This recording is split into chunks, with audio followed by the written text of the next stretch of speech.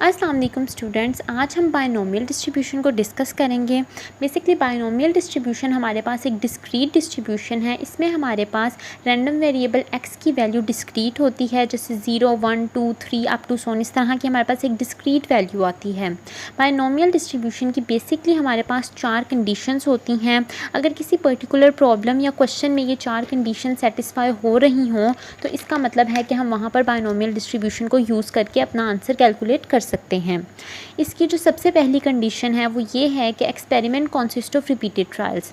इसका क्या मतलब है कि आप सपोज़ करें कि आपने एक कॉइन टॉसिंग का एक्सपेरिमेंट किया है।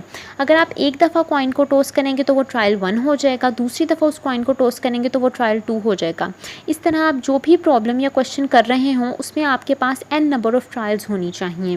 लेकिन बायनोमियल डिस्ट्रीब्यूशन में आपके पास n की वैल्यू स्मॉल होनी चाहिए, जैसे कि 2, 3, 5 या 15 तक होनी चाहिए। अगर कोई ऐसा क्वेश्चन है आपके पास जिसमें आपके पास n की वैल्यू 100 या 1000 तक है तो वहाँ पर हम बायनोमियल डिस्ट्रीब्यूशन को यूज़ नहीं कर सकते।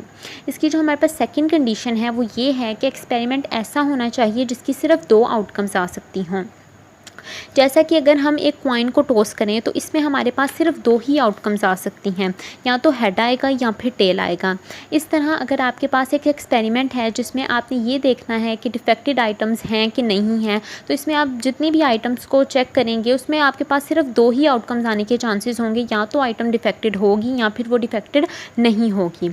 लेकिन अगर आपके पास कोई ऐसा क्वेश्चन है जिसमें आपने एक डाइस को रोल करना है तो उसमें आपने 5 टाइम्स सपोज उसको रोल करना है, तो देखिए इसमें पहली कंडीशन तो सेटिस्फाई हो रही है कि एक्सपेरिमेंट को रिपीट किया जा रहा है, 5 टाइम जो है वो एक डाइस को रोल किया जा रहा है। लेकिन इसमें हमारी दूसरी कंडीशन सेटिस्फाई नहीं होगी, क्योंकि जब हम एक डाइस को रोल करते हैं तो उसमें हमारे पास सिर्फ 2 आउटकम्स नहीं आती, हमारे पास वहाँ 2 भी आ सकता है, 6 भी आ सकता है, 5 भी आ सकता है। तो हमारे पास आउटकम्स आने के ज़्यादा चांसेस होते हैं, सिर्फ 2 आउटकम्स इसमें हमारे पास नहीं आती। तो इस तरह के क्वेश्चन में हम बायनोमियल डिस्ट्रीब्यूशन अप्लाई नहीं करेंगे। जो इसकी थर्ड कंडीशन है जो हमें सेटिस्फाई करनी है वो ये है कि probability of success remain constant.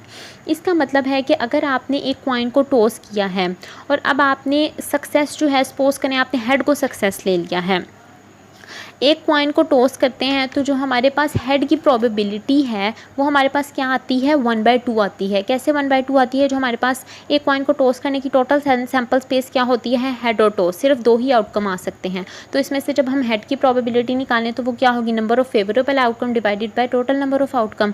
तो हेड कितनी दफ़ा आया, एक दफ़ा आया, तो 1/2 हमारे पास हेड की प्रोबेबिलिटी होगी। अब आप एक कॉइन को 2 दफ़ा टॉस करें या 3 दफ़ा टॉस करें, आपके पास सक्सेस की प्रोबेबिलिटी यानी हेड की प्रोबेबिलिटी हर ट्रायल में आपके पास 1/2 ही रहेगी, ये चेंज नहीं होगी। लेकिन अगर आप एक ऐसा एक्सपेरिमेंट लें कि अगर आपके पास एक बास्केट है और इसमें से इसमें आपके पास 3 रेड बॉल हैं और 3 आपके पास वाइट बॉल हैं, आपने अब इसमें 3 दफ़ा आपने बास्केट में से बॉल जो है वो निकालनी है। आप सपोज़ करें कि जो रेड बॉल अगर निकलेगी तो वो आपका सक्सेस होगा, मतलब आपने रेड बॉल के निकलने को अपना सक्सेस लिया है। तो जब आप पहली दफ़ा, अगर आप बॉल को रिप्लेस नहीं कर रहे बास्केट में, तो जब आप पहली दफ़ा निकालेंगे रेड बॉल बास्केट में से या कोई भी बॉल निकालेंगे तो आपके पास रेड बॉल आने की प्रोबेबिलिटी क्या होगी, आपके पास 3/6 होगी। टोटल हमारे पास 6 बॉल हैं और उसमें से रेड बॉल्स कितनी है, 3।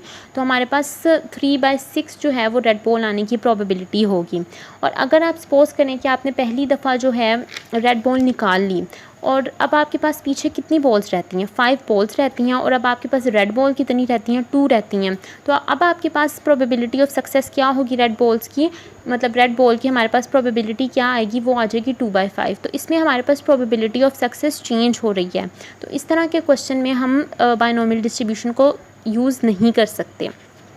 इसकी फोर्थ कंडीशन हमारे पास ये है कि हमारे पास ट्रायल्स इंडिपेंडेंट होनी चाहिए, एक ट्रायल का इफ़ेक्ट सेकंड ट्रायल पर नहीं होना चाहिए। तो ये हमारे पास बायनोमियल डिस्ट्रीब्यूशन की 4 कंडीशंस हैं। अगर किसी पर्टिकुलर क्वेश्चन में ये 4 कंडीशन सेटिस्फाई हो रही हों तभी हम वहाँ पर बायनोमियल डिस्ट्रीब्यूशन को अप्लाई कर सकते हैं। इसके फॉर्मूले को और न्यूमेरिकल क्वेश्चन को हम अपनी नेक्स्ट वीडियो में डिस्कस करेंगे।